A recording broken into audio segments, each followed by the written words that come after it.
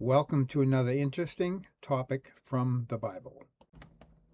Welcome to our first segment of Bible Detective Series. We're going to look at some things in Scripture just for fun, things that maybe we may not have noticed by just reading over casually the Bible, things that take a little bit of investigation. My background is accounting and economics and business. I managed the business affairs for a mission agency for several years till I couldn't read the numbers anymore. And I really get into numbers, spreadsheets, and things like that. So little projects like this are a lot of fun for me, and I hope you enjoy this as much as I do, that you can get into it and don't let you don't let the numbers scare you. We don't want to get your head spinning with a bunch of arithmetic, but it's really kind of fun to get into it. But just a little introduction to the series here. We often read scripture with preconceived ideas. We apply maybe logical thinking, but it may be thinking from current events rather than the culture that the Bible was written in. So sometimes we just kind of assume things that are the way they appear in our mind, but may not actually be that way in Scripture when we start getting into the facts of what's going on. And sometimes just cursory reading, just reading over slowly, not really paying attention to comparing Scripture with Scripture, you may miss some of the finer details. And also, I note here, somebody mentioned this to me, and I think it's kind of interesting. Sometimes we learn some things from children's stories from Sunday school or teaching Sunday school. I go back to the old age of flannel graphs. We used to cut the little pieces out of regular Baptist press and stick them on flannel boards and have these characters that look like David or Jonathan or Goliath. And we had the idea of what the artist of the book wrote, and not necessarily what the Bible may have actually implied in the writing there. So I really enjoy getting into scripture. To say I'm a numbers person. I think in chronology. I think in Microsoft Excel squares, so my head's a little bit different than most people, I think. But I have discovered some of the time markers in the Bible. There are chronological points in the Bible that we can reference and we can connect the dots together from one place to another. It's like working a puzzle in Scripture, and just enjoy getting into this. I have a good working knowledge of the Old Testament history. I've spent many hours working Old Testament Scripture, just trying to put the history together. Who was alive when somebody else was alive? What was the ages? What was going on? Comparing dates and times and ages, and I just enjoy that, and I enjoy comparing scripture to scripture. I have been a believer for many years, been studying scripture for years, and so I have a lot of knowledge in my head that makes it a little bit easier to connect some of the things I'm discovering things every day that I didn't see before, and it's just so much fun to do that. And it also keep in mind the scriptures are inspired. We believe the verbal plenary inspiration. The very words of the Bible are inspired. When the writer's pen touched the page of the scripture, that is exactly what God wanted written, the exact word God wanted. So words in the scripture are not estimates. They're not normally not generalizations. When God says 2 or 5 or 10, He probably means 2 or 5 or 10. And so that it's kind of interesting to lay that kind of thinking on when we're looking at something. So we're going to jump into something today just for a little fun. It's someplace you may not have paid attention to, something you may not have noticed, but we're going to look at Saul, David, and Jonathan, their respective ages. It's again not terribly obvious, but you can figure it out without too much trouble. But you don't get it just by a general reading of the scripture. Now, Saul became king in 1095 BC. And he reigned 40 years. It's easy to figure out in Scripture. And he died at Mount Gilboa at the hands of Battle of the Philistines. And we note if you look in First Samuel, which has a lot of information on the life of Saul. In chapter 13, we have the first of two of Saul's failings.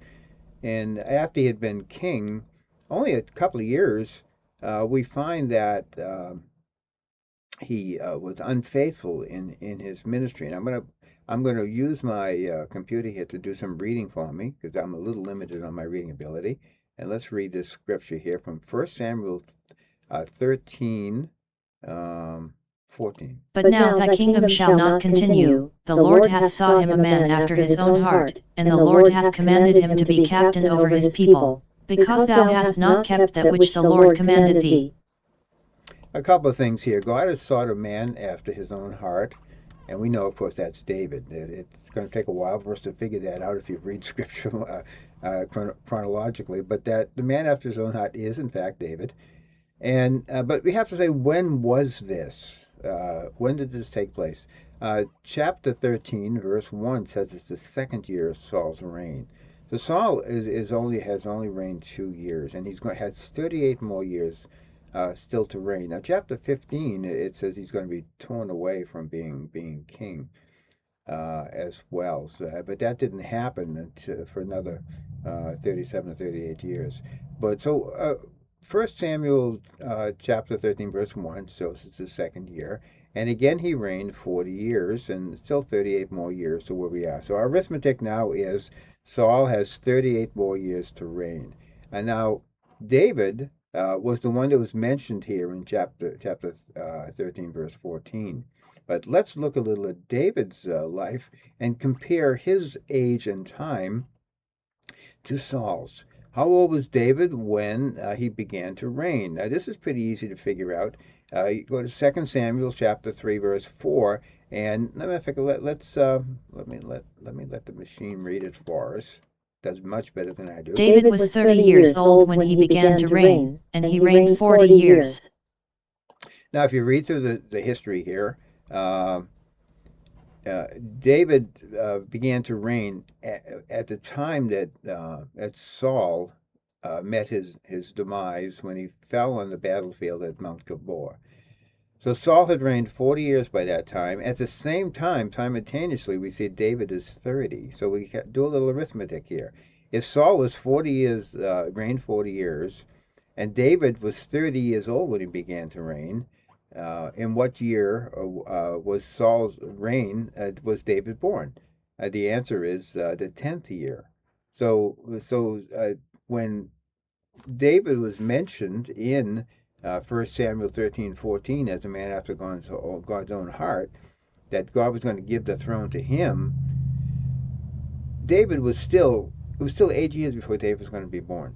And we normally don't figure that out until you start comparing 1 Samuel and 2 Samuel. So there's a little piece of information there. So Saul reigned, began reigning at age 40. Saul was 50 years old when David was born. So that's a little information here. But let's move on to Jonathan. Jonathan is the oldest son of Saul. Jonathan, really godly man. I really like this man in Scripture. He's really good to get to know. And let's compare the age of Jonathan and David, because David and Jonathan became very, very close friends. David had no closer friend in the world than Jonathan. So at the beginning of Saul's reign, we find Jonathan already in the army with him. Saul used Jonathan as an assistant, as one of his leaders. So Jonathan would have to been at least 20 years old at this time. So in Israel, you weren't in the army until you were at least 20 years old. So we have to say, estimate, even if we just take the least amount of years age of Jonathan, he had to be 20 when Saul began to reign.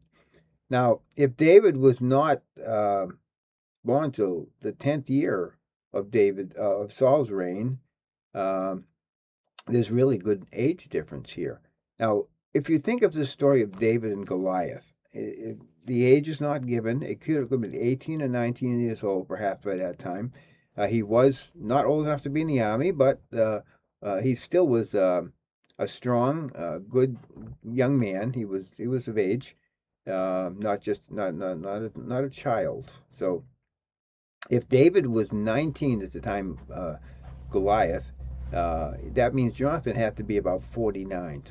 So we see a big age difference here between Jonathan and David. Yet they were very, very close friends. But when you kind of picture the relationship, you don't normally think that there was a 30-year age difference in their age. So it was after the time that David killed Goliath that Jonathan just really found David to be a man after his own heart, and they were both spiritually in tune with the Lord, and both trusted God and very good military men, and they really clicked together as good friends, and they stayed that way till the end of their life. And when Jonathan was killed, also at the same time as Saul had killed Gilboa, David really lamented over that. So Jonathan was at least 30 years older than David, and that's something we normally don't see in Scripture. You have to really do the arithmetic, do a little detective work here to figure it out. But now we know that Saul was probably 50 years older than David, and Jonathan was 30 years older than David as well. All right, thanks for listening. That's this section of this, and I appreciate your spending some time with me here, and I hope you had a little fun being Bible detectives today. Thank you.